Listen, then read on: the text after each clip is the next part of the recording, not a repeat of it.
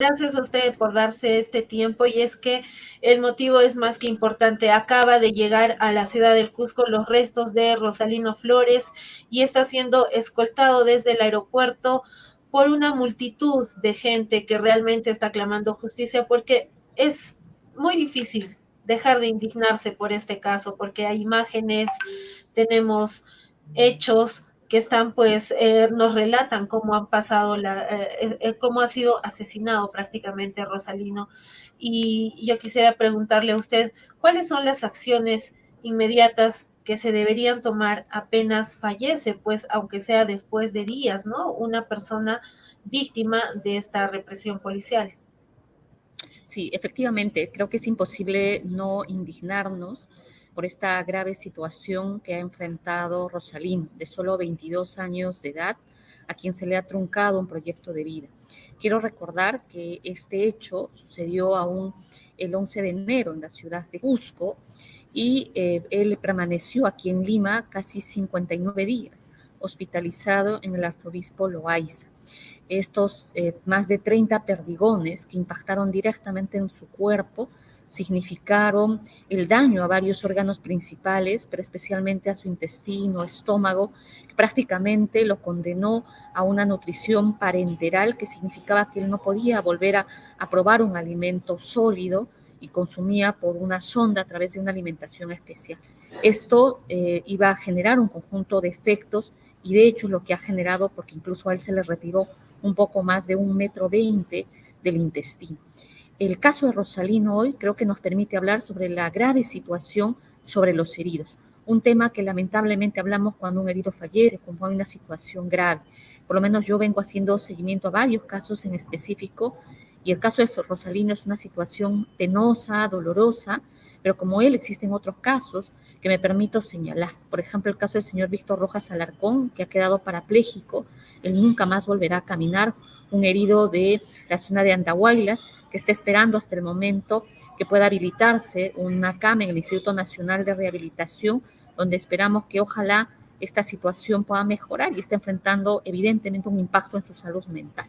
Hay el caso, por ejemplo, del señor Rolando Marcas, el herido de Huancavelica, que está aquí por casi un mes en el Hospital Santo Toribio con la mitad del cuerpo paralizado. Entonces, muchos de estos casos, a veces referidos a Lima, donde son las familias prácticamente los que tienen que asumir el costo que esto significa, porque hay que cuidarlos, hay que acompañarlos, pero además sostenido con la solidaridad que en muchos casos se desarrolla y que el Estado pues no entiende esta situación y para mí sigue siendo una grave situación de violaciones a los derechos humanos. El caso de Rosalino ya está en investigación. Nosotros hemos pedido que esto pase lo más pronto posible a la Fiscalía Supraprovincial de Derechos Humanos porque está en la Fiscalía de Huanchac. Tengo entendido que este pedido ya se ha realizado. De hecho, la diligencia de necropsia ya ha sido con participación de la Fiscalía de Derechos Humanos y nosotros vamos a seguir acompañando hasta que sean sancionados los responsables y caiga la principal responsable, que es la señora Dina Boluarte. Eso, justamente, ¿no? Yo le iba a preguntar quién es responsable. Usted dice que es la presidenta Dina Boluarte, pero también la persona que ejecutó estos disparos, ¿qué nivel de responsabilidad tiene en este caso? Porque en el video se aprecia, pues, que es un policía que prácticamente acribilla a Rosalino Flores. Hay una responsabilidad también en este agente policial, tal vez, por las imágenes que se ven ahí tan explícitas. Por supuesto, hay varias responsabilidades. En materia penal tendríamos un responsable directo, que es evidentemente el efectivo policial que haciendo abuso del poder que tiene, dispara de manera directa, pese a que Rosalino, digamos, estaba en una situación de absoluta indefensión. Ni siquiera lo estaba atacando, no había absolutamente nada.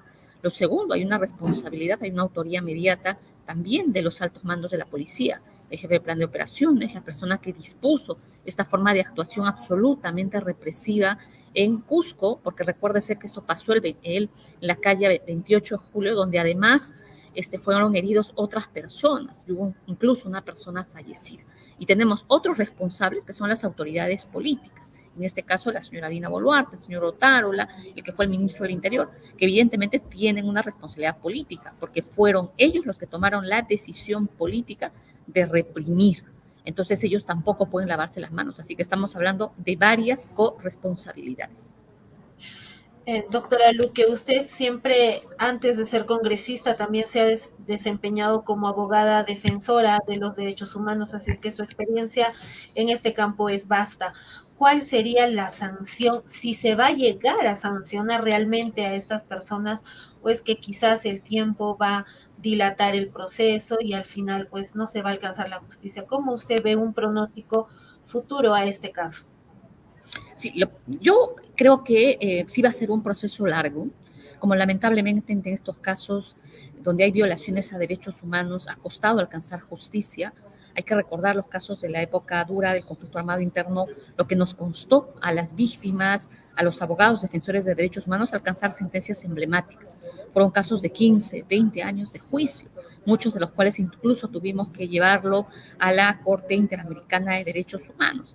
Entonces, sabemos que no es una investigación que va a durar poco tiempo. Sabemos que la justicia y la verdad van a ser un proceso constante de lucha y de exigencia de justicia, que es lo que queremos.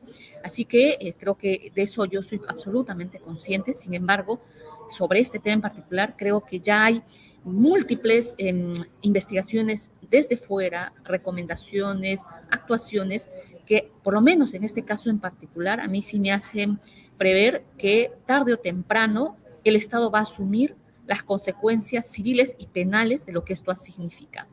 Para mí, a mí en este caso, por lo menos me queda clarísimo que de hecho el Estado tiene la condición de tercero civilmente responsable, hay una responsabilidad directa de los altos mandos de la policía, creo que las pruebas son absolutamente evidentes, y sobre el tema del delito, ya los abogados seguramente hablarán sobre el tema, pero inicialmente esto se abrió por lesiones leves, lo cual yo siempre lo rechacé, incluso tengo una petición hacia la Fiscalía que en su momento llegué, porque aquí no cabía ninguna lesión leve, y yo sí creo que tendrá que ampliarse el marco del tipo penal, incluso ver el tema de las ejecuciones extrajudiciales y en el marco pues de las violaciones a derechos humanos, porque en este caso la persona es disparada cuando la persona no estaba haciendo absolutamente nada, nada, nada. Por la espalda, ¿no? Nada. Por la espalda. Exacto.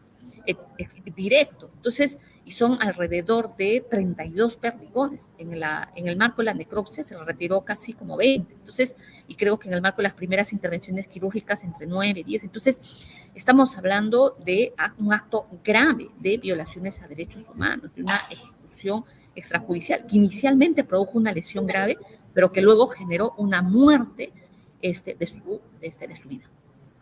Claro, justamente para abordar este punto es muy importante la necropsia y la causa de la muerte. Si la causa de la muerte fuera tal vez, no sé, alguna otra situación médica que no esté relacionada, pero es por consecuencia de eso, ¿no? Porque habían algunas personas que sostenían y decían depende de cómo arroje la causa de la muerte para que pueda proceder el juicio. Para hallar a los responsables, ¿no? ¿Cómo es esta situación? ¿Nos puede explicar? No, la causa de la muerte está absolutamente establecida. Hay una causa, si no me equivoco, que es un daño multiorgánico, que es efectivamente lo que ha sucedido en este tema. En el marco de estos hechos graves hay una causa final, una causa intermedia, y lo que ha provocado precisamente este daño multiorgánico es el impacto de estos perdigones. La persona perdió una cantidad considerable de sangre. La persona tuvo 3 intervenciones quirúrgicas, se le cortó el intestino. Prácticamente Rosalino estaba casi proyectado a tener una vida indigna producto de esta grave situación. Así que la causa está establecida, los hechos, creo que el video contribuye enormemente en lo que ha sucedido y hay testigos de las personas que han visto claramente cómo los que estaban cercanos, porque era el marco de una protesta, estaban ahí, que incluso estaban corriendo. Entonces, yo creo que es un caso que tiene muchos elementos probatorios, pero que sabemos pues que en nuestro país la justicia no llega de manera inmediata. Así que creo que aquí habrá que llegar a las últimas consecuencias. Creo que la familia en eso lo tiene absolutamente claro y yo creo que si no se encuentra justicia aquí, las vías supranacionales van a estar abiertas.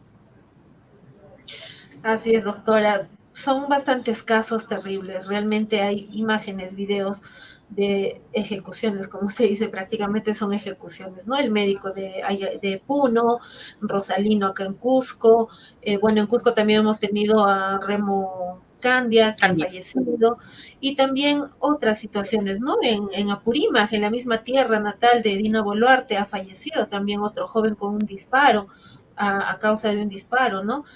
Pero ¿qué está haciendo el Congreso? O sea, a veces los ciudadanos quedamos indignados viendo cómo siguen asistiendo a sus plenos, eh, no sé, tal vez hasta evadiendo estos temas, tocando otros. Por favor, yo quisiera consultarle a usted qué está haciendo el Congreso para, por lo menos, aplacar todo este problema, qué proyectos se vienen, qué van a plantear para solucionar toda esta crisis política que continúa.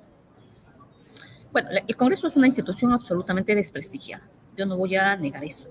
Ese desprestigio no se va a cambiar de la noche a la mañana y yo no creo que se cambie.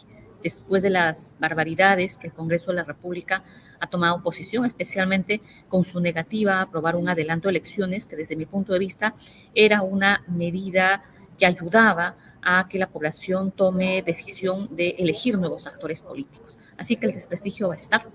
Yo espero, no es cierto, que más bien los congresistas entiendan que un contexto de esta naturaleza, en el cual hemos tenido 67 muertes, más de 1.400 heridos, varios de ellos en situación de gravedad, comprendan que no puede haber una institución que permanezca ajena a no fiscalizar y no sancionar políticamente.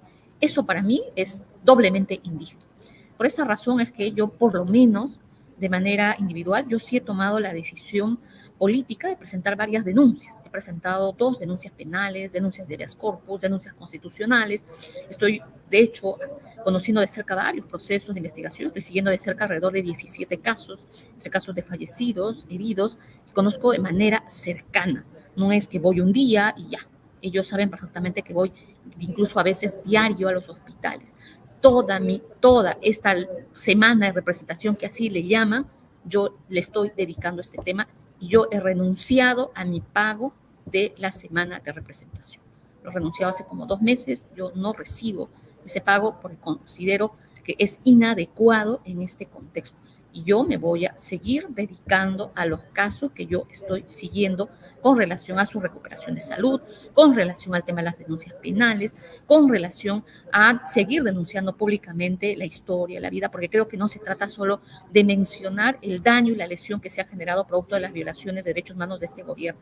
También se trata de contar la historia detrás de cada caso, porque son historias familiares dramáticas, de familias que se movilizan, que no tienen ni cómo sostenerse en Lima, que están aquí días permaneciendo, a veces durmiendo, a veces en el piso y que con la ayuda solidaria se pueden mover y hemos movido algunas cosas y eso termina siendo insostenible. Pero son cosas que nosotros vamos a seguir visibilizando porque nos parece importante que en tanto este gobierno quiera sujetarse y el Congreso en su legalidad, por lo menos la opinión pública y de afuera sepan, ¿no? Yo estoy culminando un informe sobre, por ejemplo, un caso que mi despacho ha seguido muy de cerca, que es el caso de Cirilo Jara, este rondero que está implicado por financiamiento. Voy a presentar un informe a la Relatoría de Pueblos Indígenas, porque creo que esa es la forma en la cual podemos fiscalizar, representar en estos casos, y creo que es lo que corresponde en tanto aún sigue existiendo este poder, porque este poder, como tú lo dices, sigue funcionando, sigue aprobando, y creo que quienes estamos defendiendo los derechos humanos tenemos que seguir haciendo lo mismo, defender los derechos humanos de la gente. Así es, doctora. Muchísimas gracias por su tiempo. Sabemos que está usted ahorita mismo también en el Congreso en actividad, entonces le agradecemos, por favor, esta conexión y pues no se olvide también de los dirigentes que acá han sido pues denunciados de manera masiva, ¿no? Para callarlos y ahora pues claro que ha surtido efecto, ya no hay protestas porque no hay quien las lidere, pero yo creo que también hay que echarle un ojo a esto, ¿no? ¿Por qué están denunciando a los líderes sociales? ¿Bajo Así qué es, cargos? ¿Y a dónde va a llegar estas denuncias? así es, Bien, así es. Y hay muchísimas que gracias. defenderla. Muchas gracias. Buenas noches. Muchísimas gracias.